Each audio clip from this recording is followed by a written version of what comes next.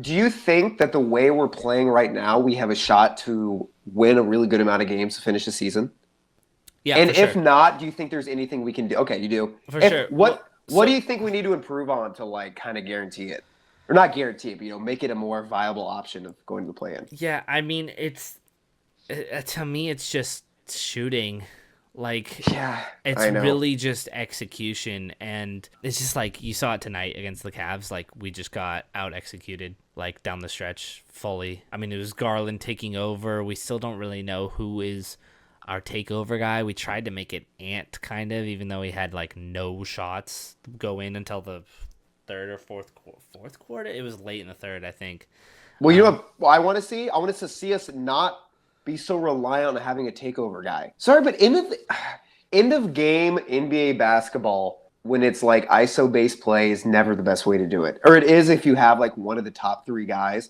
But it drives me crazy that we clearly play better in fast pace, push the tempo, get everyone involved basketball. We're like, oh no, wait. The way you're supposed to play these games is to have one guy take over. that What? If this like what are we doing here? Yeah, I don't think we were trying to do that, but what I think the problem was that you're right, like we play better when we run out and like, get a turnover and then get a fast break, like that's where we're at our best. But the problem was Darius Garland on the other end tonight was making every single shot and he single-handedly took over, whether it was finding the two big men or hitting shots on his own. It was him taking over, and when he has those makes, that's where we can't score on the other end. And that's where the game slows down. And I think you're right that we should always be trying to push and shouldn't be forcing it to anyone at the end. But the problem was that when the game slowed down, like, and that's how it's going to be in the playoffs. That's how it's going to be in the play. And the game is going to slow down like that. There does need to be. It doesn't need to be one guy every single night, but I do think there has to be kind of a start to the end, and I think we're still trying to figure that out. And it does, again, it can be Denny sometimes, it can be Shane sometimes. It was Scoot against the Knicks, Yeah. but I think tonight showed that like we're a step below the Cavs at least when the game comes down to it and it slows down. We're not a I don't we were hanging with them all for the first 44 minutes of the game, but when it really came down to it, we were just a step behind, and reps like that are really good for us. I agree with everything you said. And actually, honestly, tonight, I don't really think we tried to force it into one guy at all. I think we did actually try to push it in transition. We just literally could not make a shot. Hmm. And we got endlessly, I think, pretty good looks from three to kind of make it a close game. Yeah. At the end, it just did not happen. I thought this game was kind of more of a, and this is not great for our chances going forward. I think that I watched, I was like, this is a badly coached game on our side, and this is a team that looks like the youngest team in the NBA. Yeah. Which honestly, I know we're the second youngest team in the NBA. I think with Rob, Jeremy, and Da out, I guess we're the youngest, which is awesome. And that's again my argument against us tanking. It's like we're already playing the youngest team in the NBA. I want to see these guys get as much run as possible. And another thing was like we went to the three so much earlier than we should have. I think at a certain point we need to kind of accept that we're not a good 3-point shooting team, especially when we took Klingon out, because like the only way we were winning that game or competing in that game was by just destroying the offensive glass. Hmm. So we took out Klingon and we're still going for low efficiency, especially for us shots. Yeah. Like we're not a good 3-point shooting team, and we're trying to huck threes down the end of the game. It's like play our game. Have Scoot drive to the hoop. Have Danny drive to the hoop. Like if we're gonna play that kind of more ISO type ball, because you always hear like superstar shots or those step back straight on threes. We don't really have someone who can make that, and that's okay. That Yeah. doesn't mean we need to start forcing threes when we don't even have an offensive rebounder in. And just to, like, talk about Anthony again, from tonight, because I think he like let me pull up his actual stats. Anthony was 2 of 12, Okay. one for 10 from three. As a team, we were 17 of 52 from three, which is 32.7%. If you take out Matisse Thybulle's 5 of 6, we are 12 of 46 for 26%. And given all of that, the Cavaliers' game plan, as is the game plan of most teams most nights, is to just let us shoot threes and pack the paint. We took that. That's why we took 56 of them. We bought into that, and it is ultimately why we lost the game. Because if we shoot, the the Cavs percentage of 44%, which I'm guessing is about 5 more threes, And we win by we like 20. we win the game, right? Yeah. So if Yeah. we're just an average or slightly above average 3-point team on a shooting on any given night, we can. I literally think us on a hot shooting night is Could beat as anybody. good, can beat anyone. Yep. Can literally beat, maybe not the best team in the league, but can beat anyone. Because we sort of do absolutely everything else well. We're besides maybe a little bit heavy on the unforced turnovers is Yeah, maybe what for I would sure. say. For sure. I For sure. I actually do think we are doing just about everything else well. We're sharing the ball well. We're getting better at rotating. I think stopping other people from shooting threes we can work on, but again, we're young. But it's just raw shooting. Like it's just we're a bad shooting team. And so when we try to play the game with the Cleveland Cavaliers who shot 44%, they shot 27 threes. They are the Cleveland Cavaliers and they shot almost half the threes we did. Yeah. And they made 12 out of them, which is a good percentage, but like we had 12 more shot attempts than them. And we lost by 11.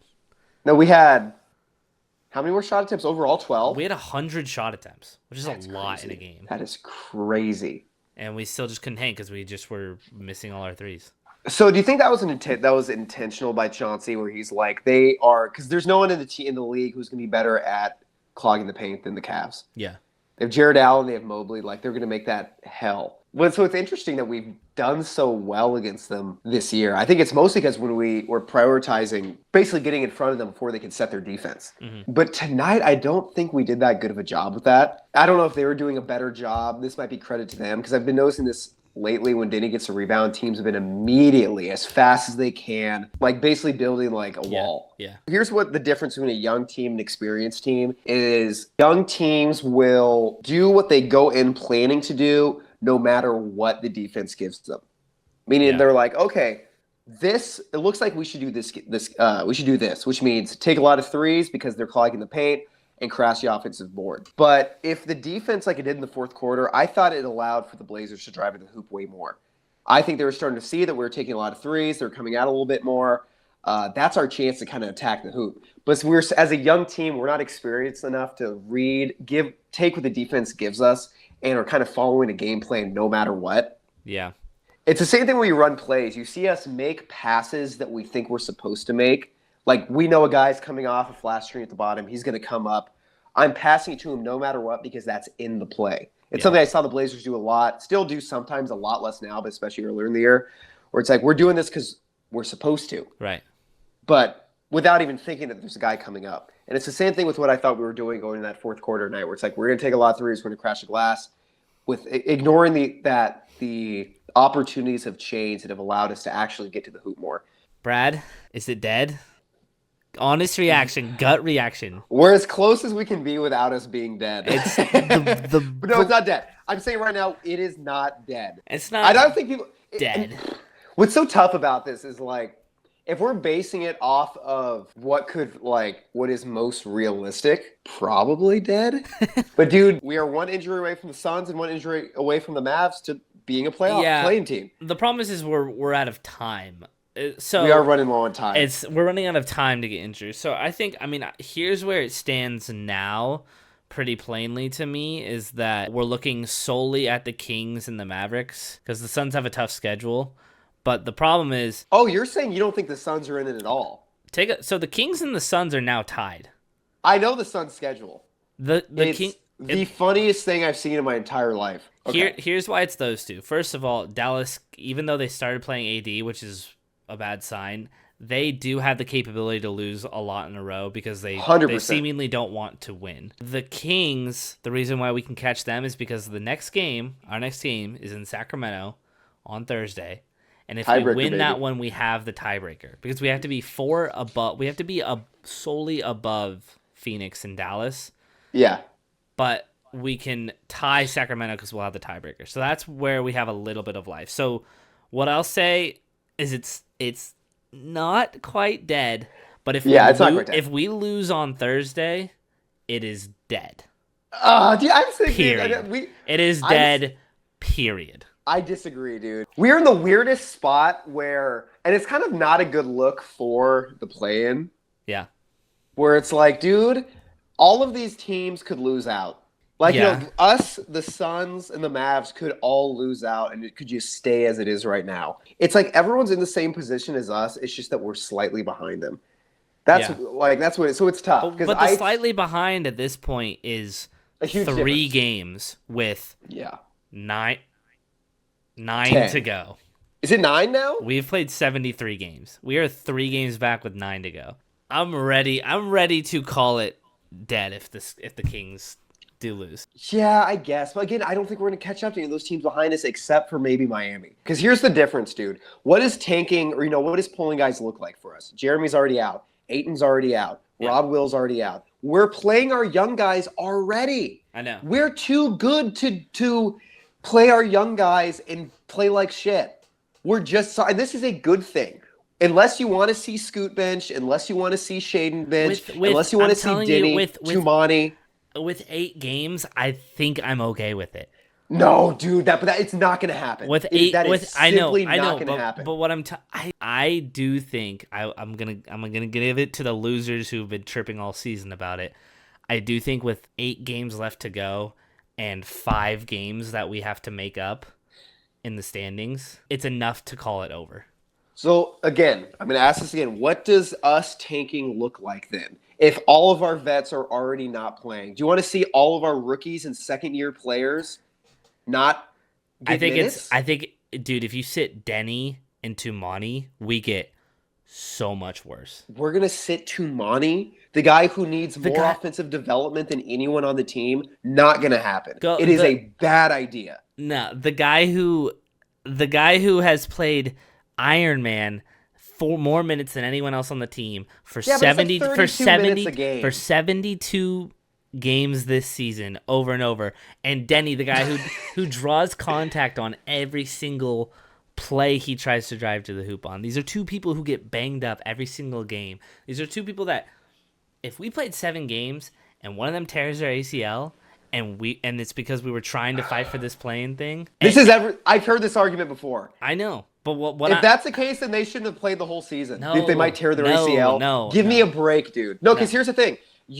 What you're saying is we're going to bench our second-year Tumani Kamara, second-round pick, who needs more offensive time than anyone on the team because he's played 73 games at 32 minutes a game. He's not playing 40 minutes and he's being overrun. He's playing like 32 minutes a game.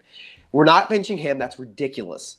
Denny is on the greatest streak of his life by a mile. You think he's going to go like, oh, I finally found my footing as a potential future all-star in this team. I'm going to not play the remaining games once I finally, after a whole season, have entered my stretch of the best basketball of my career. But that isn't going to happen. I'm at the point where until I see that E next to our name, I'm going to believe that everyone's schedule is insane enough and these teams suck enough that it is completely possible despite what the odds might say.